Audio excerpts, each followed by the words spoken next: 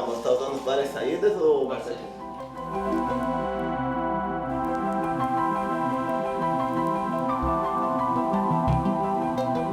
Eu tenho ouvido absoluto, quem dera. Acho que a pior cobrança é quando a gente se cobra mesmo, a gente se cobra muito. Se eu digo pois sim, quero dizer não.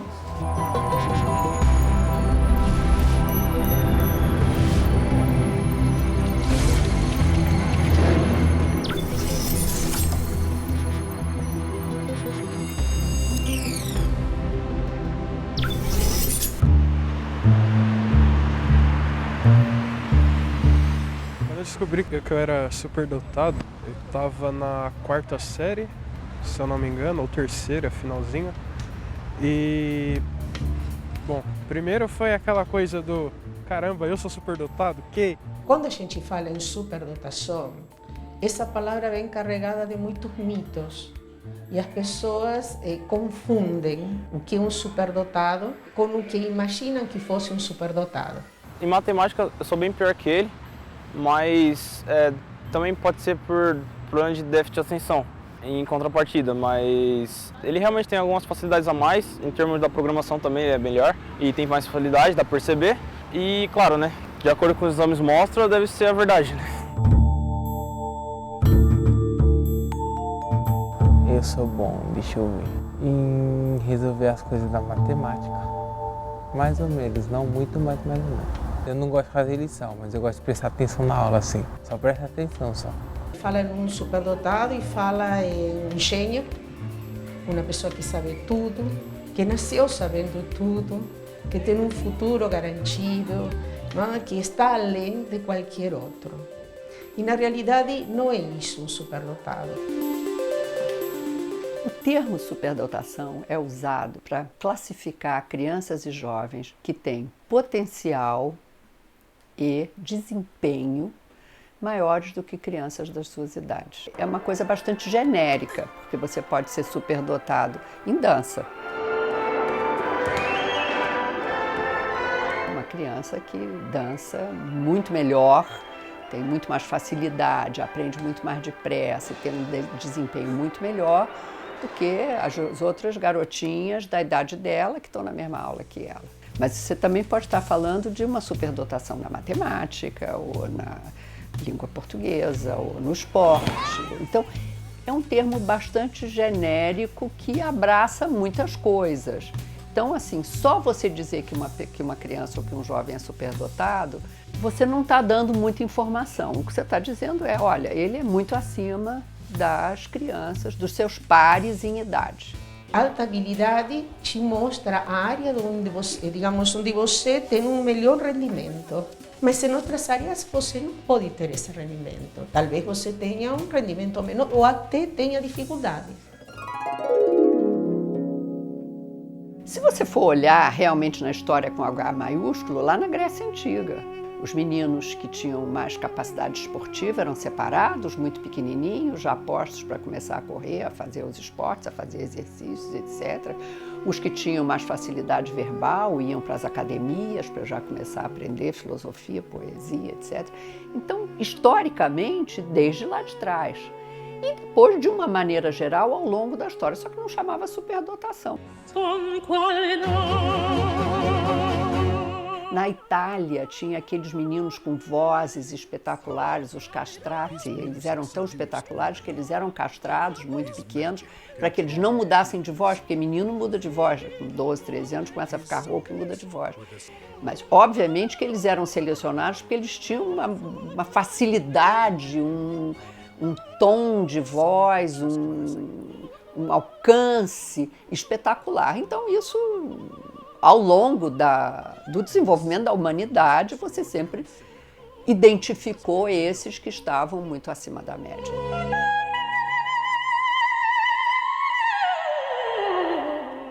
Agora, o que a gente fez no século XX é começar a identificar nas escolas, e tem países que fazem isso com muito mais agilidade, quer dizer, identificam essas crianças e esses jovens, e eles são mandados para programas que realmente visam o nível em que eles estão, para que eles possam trabalhar nesse nível melhor, né? E outros países, infelizmente como o nosso, fazem muito pouco.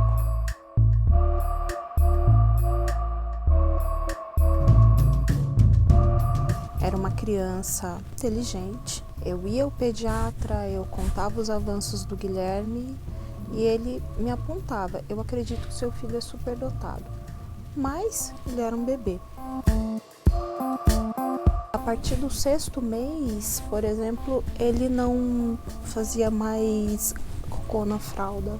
Ele dormia e acordava com a fralda seca. Eu levava ao banheiro, ele se divertia, ele fazia xixi já na privada, era muito legal. Ele começou a dar os primeiros passos sozinho, ele ia até a parede, levantava no 6º mês. O Carlos tinha 5 anos e o Carlos era muito agitado, não parava em sala, queria ficar andando pela escola. E o diretor achou que aquilo ali não era normal, né? Ele não focava nas lições, nas propostas dentro de sala.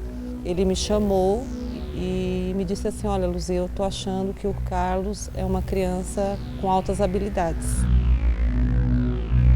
Eu conheço uma associação, eu vou encaminhar vocês para lá para poder estar fazendo um teste. Eu fiz uma inscrição e aguardei em torno de um ano e pouco. Foi quando chamaram a gente para estar fazendo o teste. O que entra na composição da avaliação de uma criança superdotada? Você vai ver potencial e desempenho, na área que você imagina que seja a superdotação, e você vai ver também pensamento divergente. E o que é o pensamento divergente? É o pensamento crítico, a capacidade de analisar, de fazer relações, de tirar conclusões, e o pensamento criativo, né? A capacidade de criar uma coisa nova, de, a partir de uma coisa conhecida, criar uma coisa desconhecida. E a terceira característica que a gente busca quando está avaliando é a dedicação obstinada a determinadas tarefas. Então é aquela criança, às vezes, muito pequena, de 4, 5 anos, que é capaz de trabalhar num mesmo material. Esse material pode ser até uma construção de Lego, ou um desenho, durante um período muito mais longo do que uma criança daquela idade seria capaz de trabalhar. Na creche, ele fazia muitos apontamentos que para algumas professoras era estranho. Ele criava brinquedos com Lego e eram armas, aviões de guerra e ele fazia aquele barulho, aquilo lá deixava as professoras, nossa, mas ele cria armas, né? Elas ficavam impressionadas. O que você mais gostava de fazer lá? Da aula de robótica. Nós fizemos um carro elétrico. Projeto, sabe? Projeto de carro elétrico com fio. Aí foi lá. Começou desde o início, da primeira peça até o carro funcionar. Quantos anos você tinha? Quanto tempo você ficou lá? Ele ficou 4 anos lá, ele foi para lá, ele tinha uns quase 8. Ele amava o Cocoricó, Castelo Rá-Tim-Bum, né? Então ele cresceu vendo essas coisas, mas na escola ele soltava a imaginação. Quando ele foi para a escola estadual, que ele começou o Fundamental 1, os problemas começaram a aparecer. Durante a 3ª série, a professora chegou a comentar que estava complicado de dar aula porque ela passava exercício, ia lá e falava a resposta. Aí ela não conseguia explicar direito a matéria para o resto da sala, que acabava atrapalhando. Teve uma vez que me ligaram, eu tinha chegado do trabalho e que era para me buscar o Carlos porque o Carlos tinha se trancado no banheiro e não queria sair de jeito nenhum. E aí eu fui para a escola, cheguei lá, tinha até polícia e o Carlos estava trancado dentro do banheiro. Ele só saiu do banheiro quando eu cheguei e falei: ó, Carlos, eu tô aqui, pode sair, porque ele se sentiu coagido dentro da sala de aula. Eu lembro quando a polícia chegou lá na porta, aí eu ouvi o barulho da sirene. Aí teve um episódio também que ele estava bem alterado, agitado, queria ir embora, não queria ficar na escola. E aí eles falaram assim: ah, se você não se acalmar, eu vou chamar o SAMU para você, né? Então são pessoas totalmente despreparadas. Essa é a nossa tragédia, né? Então nós temos por aí, nas escolas, um monte de meninos e meninas brilhantes que poderiam estar sendo aproveitados, que poderiam estar sendo estimulados a estudar mais, a se desenvolver mais, a atingir níveis mais altos de desenvolvimento, mas eles não têm essas oportunidades. Inclusive, às vezes, a escola impede que ele se desenvolva. Não é só que não ajuda, mas impede. Porque muitas vezes ele é um aluno chato. Uma época eu trabalhei numa faculdade e lá eu conheci um médico que ele frequentava a cafeteria onde eu trabalhava, ele era um psiquiatra infantil e foi aí que ele me ajudou com meu filho. Ele falou para mim, olha Luzia, o problema do Carlos é que a escola não trabalha ele. E isso é o único problema, se ele tiver profissionais que trabalhem com ele e façam com que ele coloque para fora tudo isso que ele tem aí dentro, ele vai melhorar. Mas caso contrário, vai causar problema para a escola, para os professores. É isso.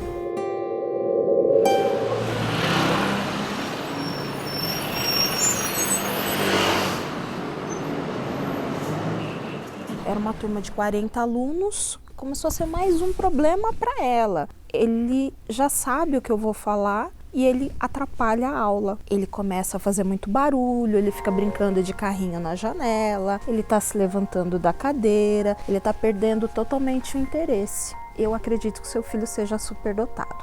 Eu dei risada, né? E era justamente aquela época que tinha mais a ideia do não, o superdotado ele é um gênio, ele tem um conhecimento totalmente diferente de uma pessoa normal. E não é nada disso. Mas aí a escola acabou colocando uma certa pressão para fazer a avaliação. E aí minha mãe acabou me levando até a psicóloga para fazer a tal da avaliação. A criança está propensa a desenvolver habilidades se for estimulada corretamente. Se não pode ficar isso latente até desenvolver, ou às vezes, por não ser desenvolvido de forma apropriada, criar alguns certos problemas como depressão, frustração, aquela coisa de não saber o que fazer ou como fazer, e trazer problemas futuramente. Eu me lembro que ele chegou da escola, fui buscar ele, estava bem alterado, bem agitado. Ele chegou em casa, ele estava muito nervoso, já veio nervoso na rua. Aí chegou em casa, eu estava lá na cozinha, aí ele saiu correndo e ele falou assim, ninguém gosta de mim, então eu vou me matar. E aí eu tive que puxei ele já estava pendurado na janela. Aí dali eu comecei a ter vários cuidados, né?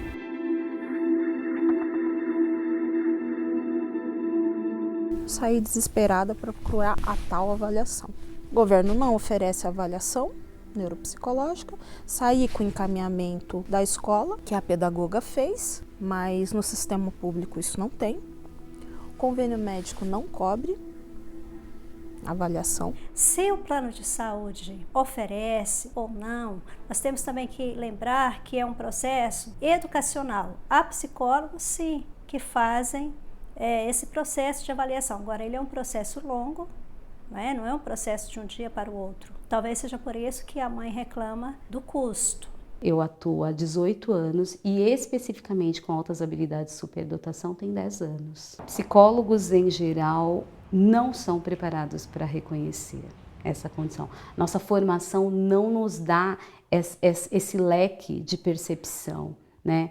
Até por isso é muito frequente crianças com 16, 17 anos de idade não terem recebido uma intervenção adequada, exatamente porque não tiveram um olhar de um profissional especializado para a condição que ela apresentava quando, sei lá nos primeiros anos do desenvolvimento dela, a família foi procurar alguma ajuda, né? Porque é mais evidente que falta. Né? O que está acima não é evidente. Corre daqui, corre dali, não encontrei ninguém. Em São Paulo eu resolvi jogar na internet. Aí apareceu um blog, Mãe de Crianças Superdotada, e vi que era de uma advogada. Eu tenho 2 filhos adolescentes superdotados. Hoje o menor tem 14, a mais velha tem 17 anos. E eles foram identificados ainda quando bem crianças, por volta de 4, 5 anos cada um. Hoje o meu trabalho é divulgar o que é a superdotação, quais são as leis, os direitos desses alunos, como implementar o direito desses alunos em sala de aula, quais são as teorias que envolvem a superdotação. Eu vejo na escola dos meus filhos muitos alunos que eu sei que têm superdotação, que têm uma facilidade, seja na matemática ou uma facilidade total, e que não tiveram a identificação. Naquele ambiente eles estão sendo estimulados, mas a gente vê que em outros universos, outras escolas, principalmente as públicas ou até mesmo particulares de baixa renda, os alunos não têm essa mesma sorte. Eu ainda sou antiga, só gosto de jogo colaborativo. Em cada estado brasileiro tem um NAS. O que é o NAS? É um núcleo de atividades de altas habilidades e superdotação. Esse NAS ele deve estar habilitado a indicar qual o melhor local para realizar essa avaliação. Qual é a parceria que o estado tem? O NAS também faz avaliação. O NAS é público, é da Secretaria de Educação e tem a formação para realizar a avaliação.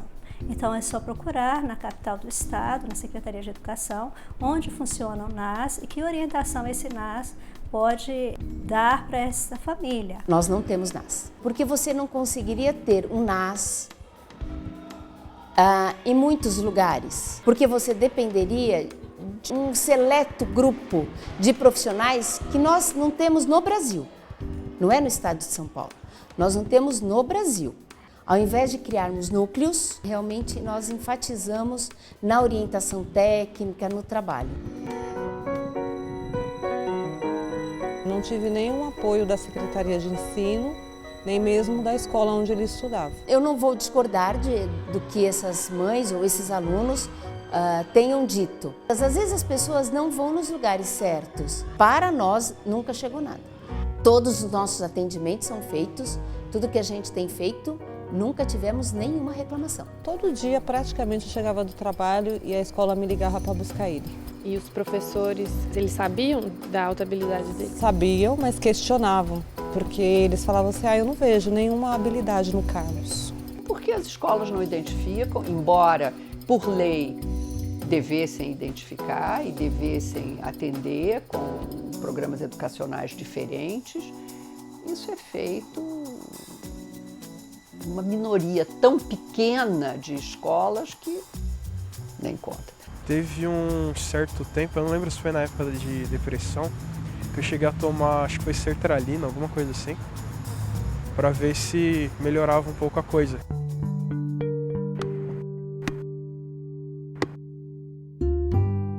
Ele toma 3 remédios controlados. Um para transtorno de comportamento. Tem um remédio que ele toma para dormir também, porque desde os 5 para 6 anos ele toma esse remédio. Eu parei de tomar o remédio porque eu percebia que eu ficava muito travado quando eu tomava o remédio. No caso do meu filho, do Carlos, por ele ser uma criança superdotada, isso só trouxe problemas para ele, porque ele não teve atendimento necessário, o que ele precisava. Não é isso que a sociedade fala, que uma pessoa que tem superdotado tem facilidade para tudo. Não tem. Eu fui só receber esse título, essa denominação de auto-habilidoso na idade adulta, por volta dos 25 anos, dentro da Universidade de São Paulo, através de uma orientadora que eu tinha, a professora Nelly Garcia, que é especialista em educação especial, mas durante toda a minha história de vida, você notava que você era um certo estranho no ninho sempre na escola, né? Eu ganhei um livro quando eu nasci, de uma tia minha, um livro da grande autora Maria José Dupré. Eu tinha por volta de 4 anos de idade, então eu perguntei, que letra é essa? Que letra é aquela, né? E tive ali uma autoalfabetização. A gente estava no pré, nas séries iniciais e tudo mais, e comecei a fazer bagunça. É uma coisa muito comum para quem é superdotado. Às vezes se identifica como nerd, o quieto, pode ser assim, mas também é um bagunceiro. A professora disse, vocês têm que prestar atenção, vocês nunca vão ser alguém na vida se fizer bagunça na escola. E eu falei, olha professora, eu sei ler e escrever. Mas naquele momento eu descobri que bastava unir os fonemas, unir as sílabas, unir as situações que eu estava lendo. Ao invés de ser tratado essa questão, assim, olha, ele 2 ou 3 anos antes do que é considerado normal, já sabe ler, eu simplesmente fui enviado para a diretoria de castigo, né? Se fez segredo, que eu sabia ler, ele já sabe ler, mas deixa ele aí, vamos fingir que ele não sabe e vamos seguir adiante com a escolarização.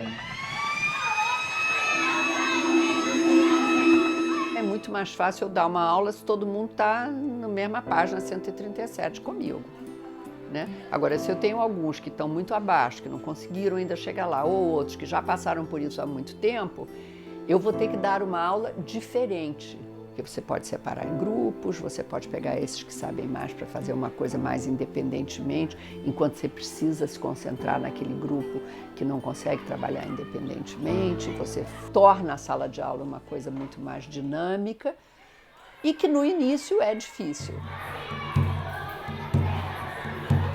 Isso levou, na segunda série, a um completo desinteresse pela escola. Aquelas atividades eram muito tediosas, eram muito fáceis, não chamavam atenção, não apresentavam desafio. O meu desempenho, que era médio, até então começou a cair muito. Eu comecei a não fazer mais as provas, não fazer mais os exercícios, e foi levantado naquela época, inclusive, que eu estava desenvolvendo algum tipo de deficiência intelectual, algum tipo de especificidade que me levava a ter um baixo desempenho.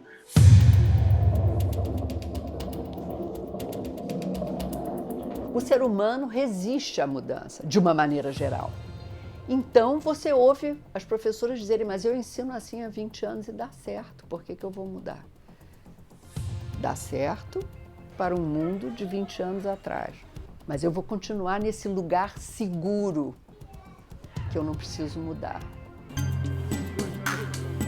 Teve uma professora, acho que na 6ª série, ela chegou a comentar, não, mas se você é superdotado, tem que ter um jeito diferente, você não deveria, tipo, estar na mesma sala ali com os outros, porque você precisa de um desafio a mais. E aí, eventualmente, ela aí passava exercício extra pra mim. Mas isso aí foi uma professora só. Eu não acredito na educação atual, eu não acredito na educação massiva, eu não acredito que todos somos iguais. Eu acho que cada um tem seu tempo para aprender, para amadurecer, para poder fazer as coisas, e a gente tem que respeitar o tempo de cada um.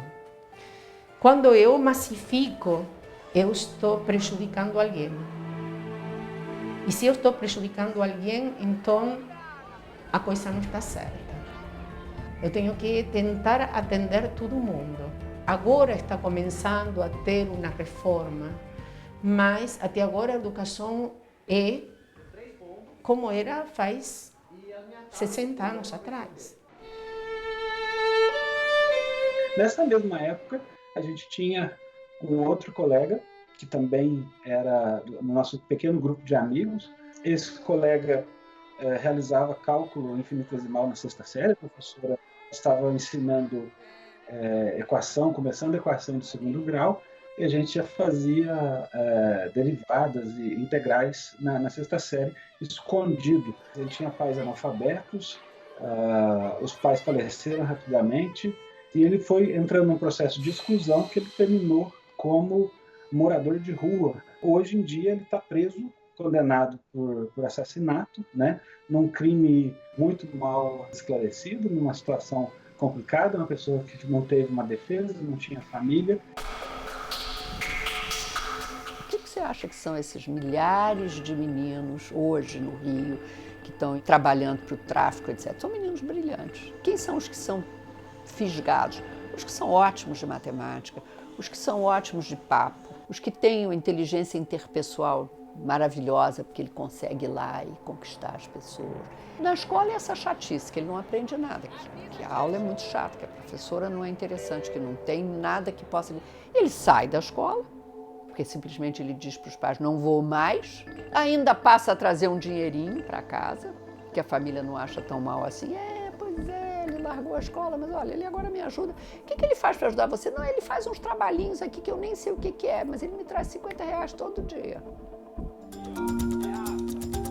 Eu penso que essa foi uma grande diferença, a intervenção de uma escola que me deu uma bolsa de estudos.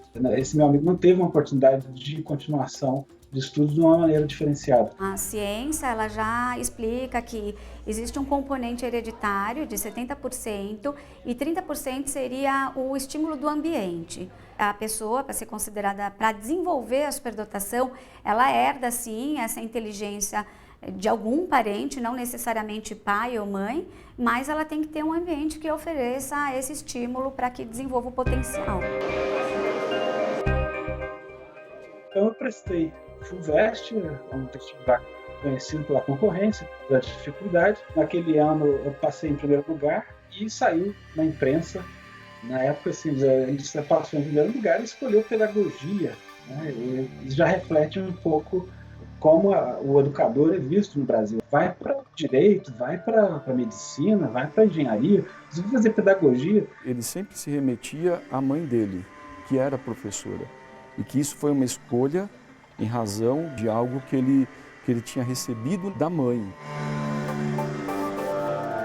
Por volta de 6 meses do curso, disse às minhas orientadoras, eram 2 professoras, a Universidade de São Paulo é muito fácil, não apresenta desafios, não tem qualidade para mim, então eu vou desistir. Ele vinha de 2 formações que podem ser equiparadas a cursos superiores, um bom respaldo de filosofia, né, de teologia, um pouco diferente do perfil dos alunos de pedagogia, que eles terminam o ensino médio e já vêm fazer o curso de formação de professores, né? E aí, as minhas orientadoras disseram assim, o seu problema, a sua questão é que você tem altas habilidades. Então, para você continuar a carreira acadêmica, você não tem que completar essa sua graduação no tempo regular, nós vamos te acelerar. Entendendo que era uma oportunidade de trabalhar com o Giovanni, deram praticamente todas as condições para ele trabalhar. E eu acho que disso surgiram vários projetos que foram para frente e foram concluídos, né? Como o Vide Braille, os projetos do Labrimp, dos pontos de cultura. Eu acho que ele sempre esteve envolvido com esses projetos.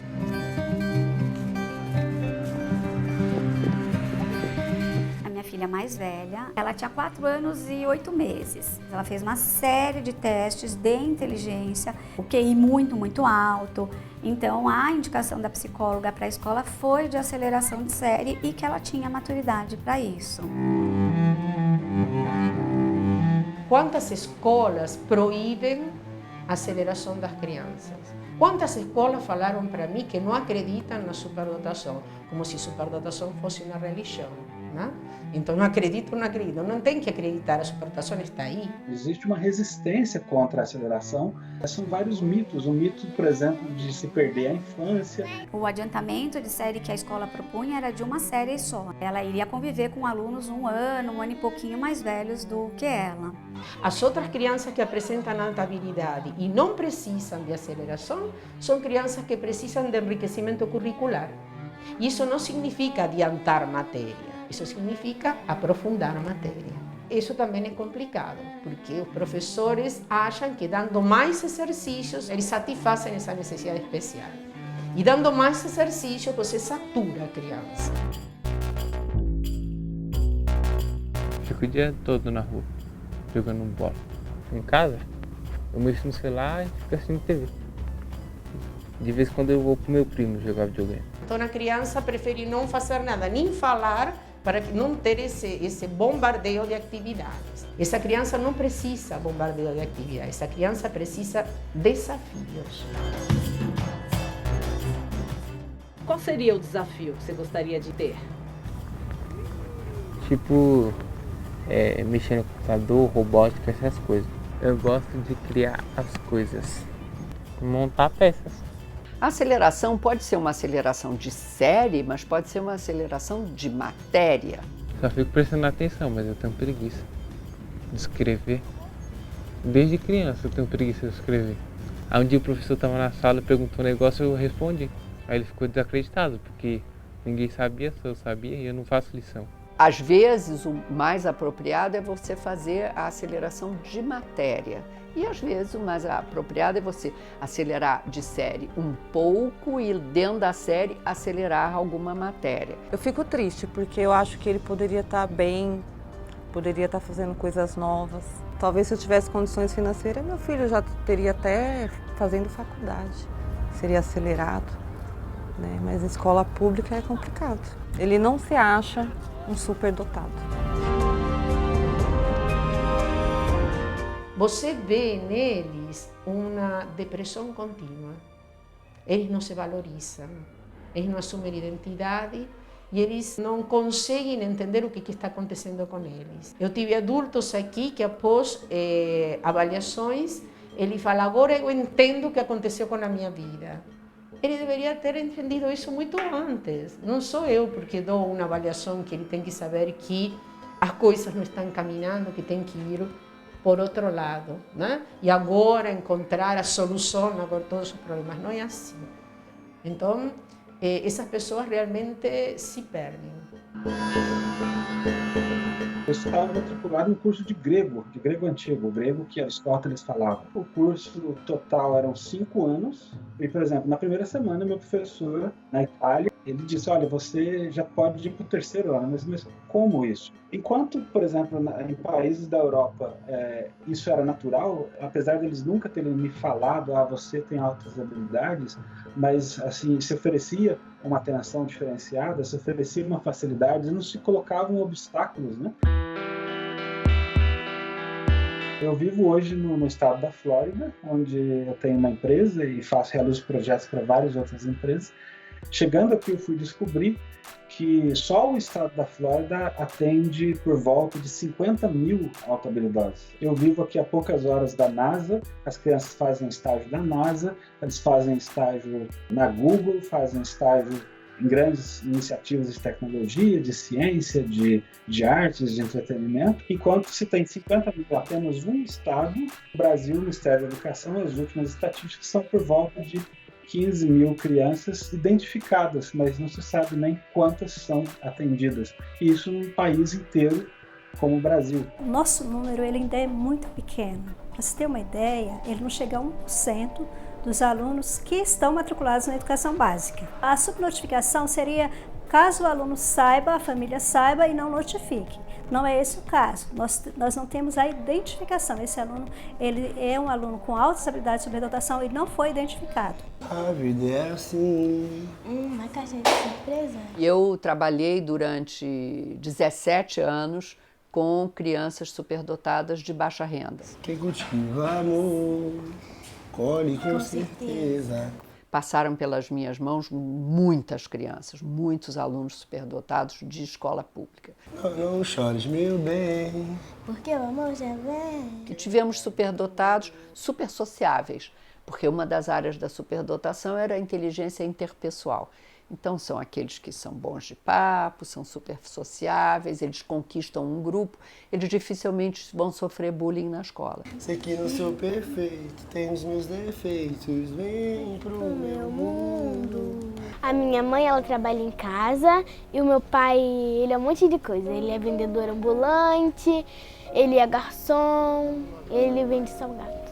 Quando eles souberam que você vinha pra cá? Foi uma notícia muito trágica, mas também muito legal. Trágica? Porque eu tive que sair da minha escola que eu amava tanto. Mas ia ser melhor, então eu decidi vir pra cá.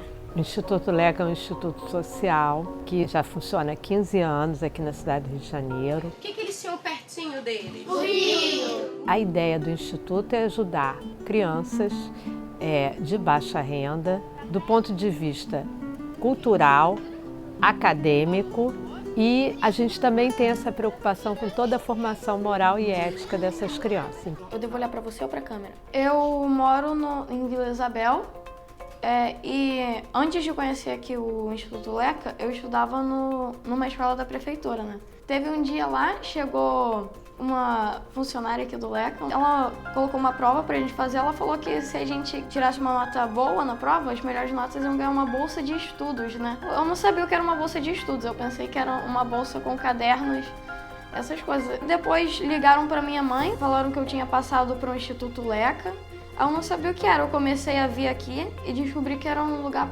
onde eu podia estudar mais pra fazer as outras provas, pra colégios melhores.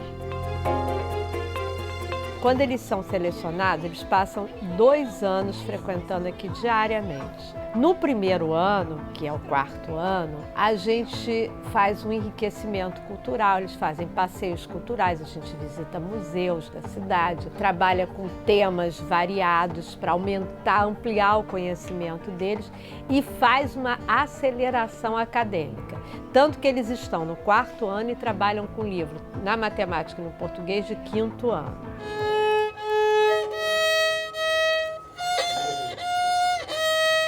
Ela teve o dia, desde pequenininha, preenchido. O dia inteiro, até as 5 da tarde, quando não era balé, violino, flauta, natação. Então ela sempre gosta de tudo um pouco. E estudar principalmente. Ela tem um ciúme com os cadernos, se deixar, ela chega, ela não tem preguiça, com sono, ela gosta de estudar bastante. O projeto acelera, né? Ela está sempre à frente. Então, não quero que ela seja arrogante na escola, não quero que ela seja pretensiosa. Eu sei de tudo, eu sou...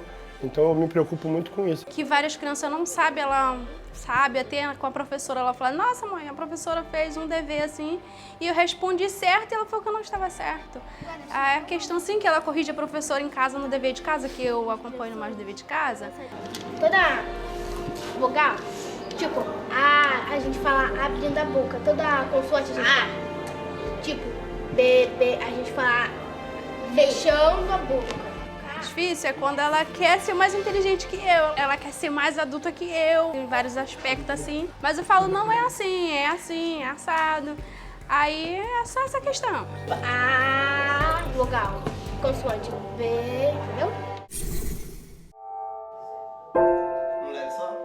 Eu acho que eu fui uma criança superdotada, entendeu? Mas na época não existia esse termo, esses estudos, né? Eu estudei escola pública também, né? E eu sempre fui destaque da sala. Graças a Deus consegui ir para uma escola, né? Melhor assim, porque eu morava no subúrbio. Eu tinha uma habilidade matemática muito grande, assim. Mas quando eu entrei naquela escola, outras pessoas tinham outra habilidade. Então, tudo mudou a minha vida, né? A gente tem que observar isso também na sala de aula, né? Essa interação entre eles, né? Para que as habilidades deles fluam ali dentro daquela sala de aula para todo mundo. Eles entram aqui, eles não sabem absolutamente nada de nada, até porque eles estão no ensino fundamental e não deram química, não deram física, não deram nada disso. Eles começam fazendo isso, piscar LED, fazer displayzinho, até a última aula, que é a montagem realmente de um robozinho, que eles vão montar e programar com o conhecimento que eles tiveram durante o curso. No caso da aula que eu entrei pela primeira vez, era para as pessoas fazerem um LED, né? Aí a melhor animaçãozinha com os LEDs ia ganhar uma caixinha de bicho. Aí eu entrei aqui pra ver como era a oficina, aí ele deixou eu montar um LED também. Aí eu acabei ganhando o bicho. Acabei de programar um contadorzinho. Cada 1 segundo ele troca um número. Eu consigo ver a parada mexendo, assim, eu acho isso muito fascinante, você vê o resultado do trabalho. Agora o Igor está fazendo aqui um sequencial de LEDs, né? Ele programou a sequência, programa a velocidade e fez o sequencial. Estou estudando português, matemática, geografia, um pouquinho mais. Você está estudando para quê exatamente? Para fazer uma prova para algumas escolas melhores, que eu tenho mais coisa para aprender. Eu me inspiro muito na minha mãe, porque é que assim, né, ela... Desculpa. É que o sonho dela foi interrompido, né? Por questão de família, e agora ela conseguiu se formar em contabilidade e ela é como se fosse uma inspiração para mim. Eu espero que eu possa me formar em uma boa faculdade e possa mudar o mundo. Eu sempre quis fazer doutorado e agora eu quero mais ainda. Já sabe mais ou menos se vai seguir para geografia ou para matemática? Não sei. Meu coração tá partido. Eu tenho certeza que essas crianças mudam a vida delas no momento que entram aqui, não só a vida delas, como muda o entorno. E que no futuro a gente tem certeza que isso vai ser bom para o país, né? Tem que ser. A gente acredita nisso e espera que a diversidade que essas crianças de baixa renda, índia, preto, branco, mas que todos com essa capacidade vão poder reverter isso para o bem comum e para a nossa sociedade. Eu sou boa em quê? Em que você é bom, Rafa? Meu nome é Rafael, eu tenho 10 anos. Eu acho que todo mundo veio pra cá, né, para explorar a inteligência, né, que nós temos acima da média. Pode ser uma coisa que representa o que mais me interessa? Entre a foice e o martelo. Eu tô 24 horas por dia ligado em alguma informação. Eu espero, né, para o meu futuro ser um jornalista. Eu tinha dificuldade principalmente pela interação com as outras pessoas. Ficava um pouco maçante depois de um tempo. Eu tinha asma, e ainda tenho, fala nisso. E aí minha mãe queria saber o que era, e aí ela me levou numa psicóloga. E aí essa psicóloga, não, esse menino não é normal. E aí ela me encaminhou para essa sala. E aqui na sala, na faixa etária da educação infantil até o ensino fundamental 1, é extremamente comum eu ter um aluno que dê conta de falar todos os ossos do corpo humano de cor e salteado, mas que na hora de encher o balão vai ter dificuldade, porque não tem uma habilidade psicomotora fina. Mas quando está em um outro espaço e alguém fala que é superdotado e não deu conta de amarrar o cadarço e esqueceu a bolsa, vem a acusação do mito.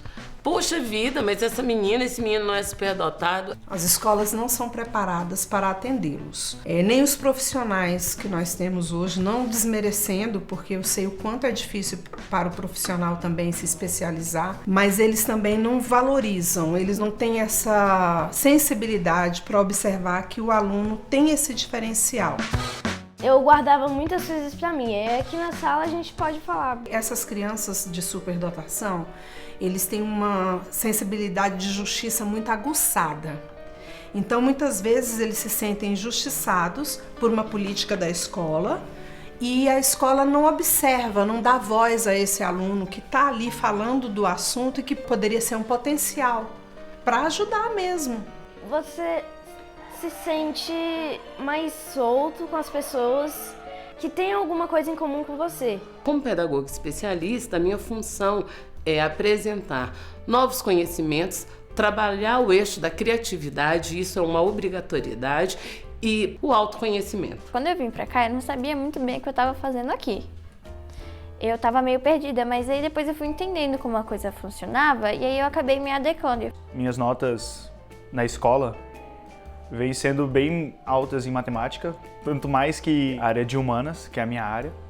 Rola troca cultural, troca de experiências. É muito difícil para as pessoas elas entenderem essa coisa da superdotação, porque eu já ouvi que assim, não, você é superdotado, então você tem que saber tudo. Mas não é assim, as pessoas não entendem que a gente não sabe tudo. A gente só tem uma inteligência que é acima da média. Já tem pessoas que são normais, entendeu?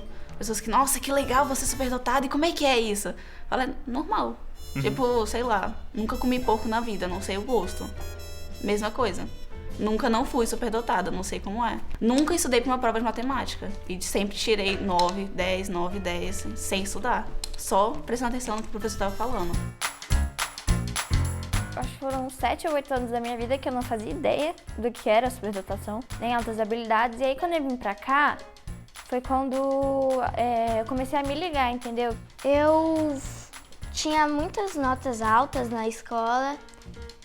Daí a minha irmã também fazia altas habilidades aqui. Minha mãe perguntou se eu gostaria de vir aqui. Mãe, eu quero. Esses núcleos, eles têm a função de apoiar os sistemas de ensino no atendimento aos alunos com altas habilidades de superdotação, formar professores, atender esses alunos e suas famílias e colaborar para que a inclusão desses alunos e o aproveitamento dos seus potenciais aconteça de fato. Enquanto eu estou a fim de discutir sobre os grandes vulcões ativos e inativos desde o século XVI, tem aluno que vai buscar isso como pesquisa, eu chego aqui na sala e encontro uma colega que sabe, além desses vulcões, perspectivas de novas erupções do Kilauea, por exemplo. Aí a gente vem pra cá, aí o pessoal começa a conversar umas coisas legais e tal. Sabe por que é isso? Acontece isso, isso. Ah, vamos pesquisar. Outra coisa também, o projeto, que a gente pode escolher o assunto que a gente quer fazer, entendeu? Uma liberdade que não nos dão na escola, normal. O eixo formativo, identitário, de construção, de autoconfiança e de encontros de pares ainda é um grande ganho dessa sala. Eu senti aqui nesse lugar que eu era muito mais acolhida do que nos ambientes normais, assim, porque eram pessoas que viviam a mesma coisa que eu vivia todos os dias, e aí é diferente, sabe? Não! É muito legal. Eu acho que eu aprendi mais coisas aqui. A minha vida mudou quando eu vim pra cá. Meu nome é Nicole Luz, eu tenho 16 anos e eu sou cantora. Ser superdotada pra mim, às vezes é uma sede de conhecimento, sabe? A gente pôde perceber que logo pequena, né, ela tinha algumas atitudes que não eram convencionais de uma criança para a idade dela. A fluência, a capacidade de falar muito rápido, a capacidade de concatenar as ideias, seguir instruções, ser muito certa naquilo que era pedido e muito precisa naquilo que era solicitado. Então isso fez toda a diferença. Por volta de 8 anos, mais ou menos, eu conheci o Centro de Altas Habilidades, gerido, né, pela Secretaria de Educação do Distrito Federal, e é um centro de referência aqui mesmo em Sobradinho, e posteriormente ela foi encaminhada, recebeu encaminhamento para ir para a Escola de Música de Brasília. Nisso eu aprendi a falar o inglês e o espanhol, o que me ajuda muito hoje, ajuda na minha carreira, ajuda eu ir para os outros países, fazer, por exemplo, a minha turnê. Então, eu acho que isso foi algo que foi descoberto a partir da observação das pessoas que estavam ao meu redor, porque você não consegue falar, eu tenho outras habilidades. Foram as pessoas que estavam perto de mim que observaram e eu fui indicada para fazer o teste. Eu não sei parar de te olhar. Meu pai conheceu minha mãe no casamento cantando e nisso se casaram, tô aqui, cresci vivendo a música e eu acho que as outras habilidades foram descobertas a partir disso. E no caso da Nicole, o que a gente acha de extrema significância é o fato dela estar ouvindo uma música, ela consegue fazer um contracanto, fazer uma terça, fazer uma segunda, cantar em cima de determinada melodia, inventar uma nova música com aquela nova melodia e essa facilidade muito grande na área da linguagem, especificamente aplicada à música. Na minha área de superdotação, eu acredito que o melhor em ser superdotada é poder usar isso a meu favor na música. Porque eu tenho essa facilidade de falar com o público, essa facilidade de poder me mostrar do jeito que eu sou e eu não tenho problema com isso, sabe? Eu tô lá no palco, eu me sinto livre para ser quem eu sou. Isso me ajudou a ter a presença de palco, a encarar o público, a poder ir num programa como The Voice, como Ídolos, como iPop, fazer uma transmissão internacional, fazer um programa totalmente em inglês. Eu acho que a superdotação me ajudou nessas coisas.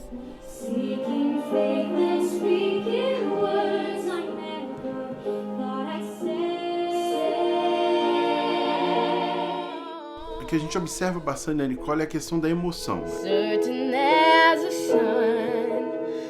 Chora muito fácil, então qualquer situação, a gente fala até em inauguração do supermercado, ela chora. Ela sabe que ela tem essas habilidades, ela tem consciência disso já, mas ela não perde a emoção, que acho que isso é vital.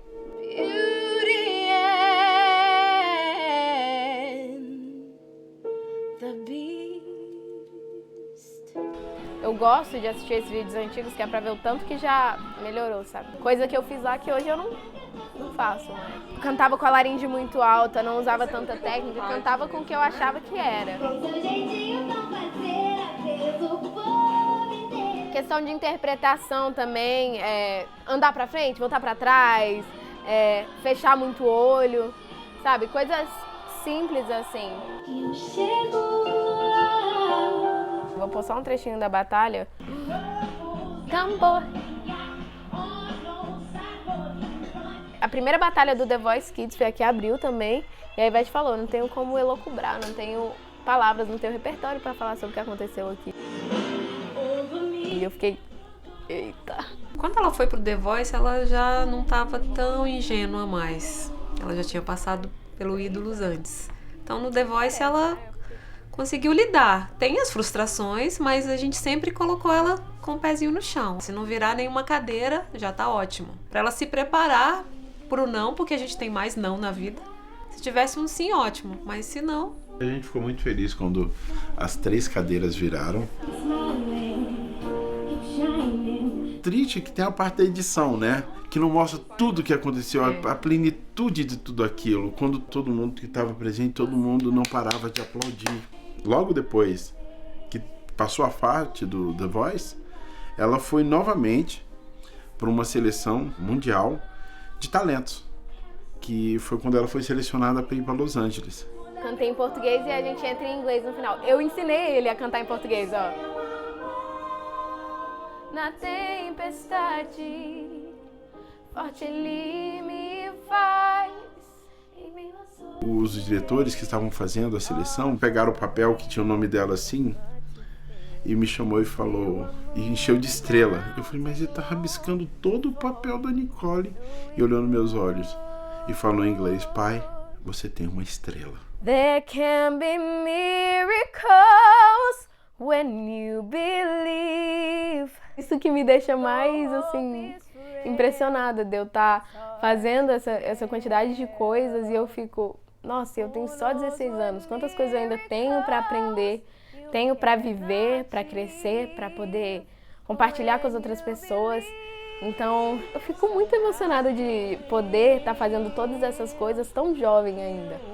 When you believe.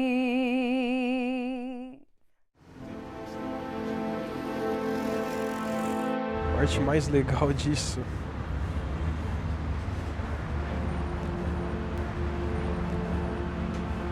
não sei. Não tenho como falar disso porque não é um negócio que eu parei pra pensar. Ah, se eu não fosse superdotado, isso aqui seria diferente. Você chegou a sofrer bullying na escola? Você pode contar um pouquinho pra gente? Não gosto.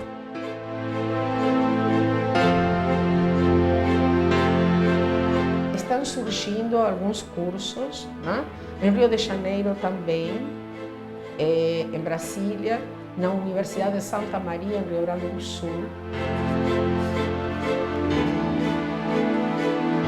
As coisas estão começando a acontecer, né? Mas muito devagar. Ah, você passou no NB? Passei. Pra quê? Pra matemática. Ah, matemática? Mas você vai fazer o quê da vida? Você vai ser professor? Eu falei, vou. Aí, ó, o fofurômetro explodiu. Foi a primeira vez que o fofurômetro explodiu no programa, então eu achei ótimo.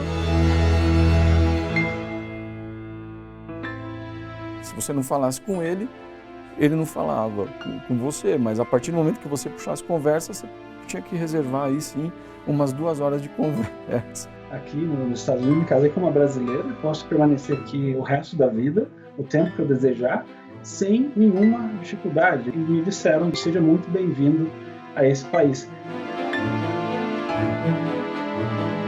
Essa semana tive uma notícia maravilhosa de um aluno meu, que foi meu aluno no primeiro instituto.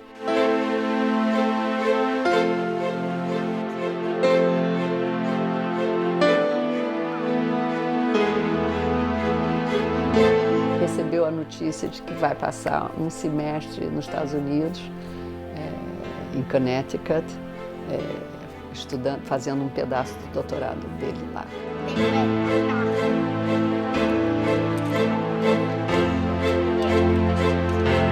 Morador de uma comunidade aqui da cidade do Rio de Janeiro, muito pobre.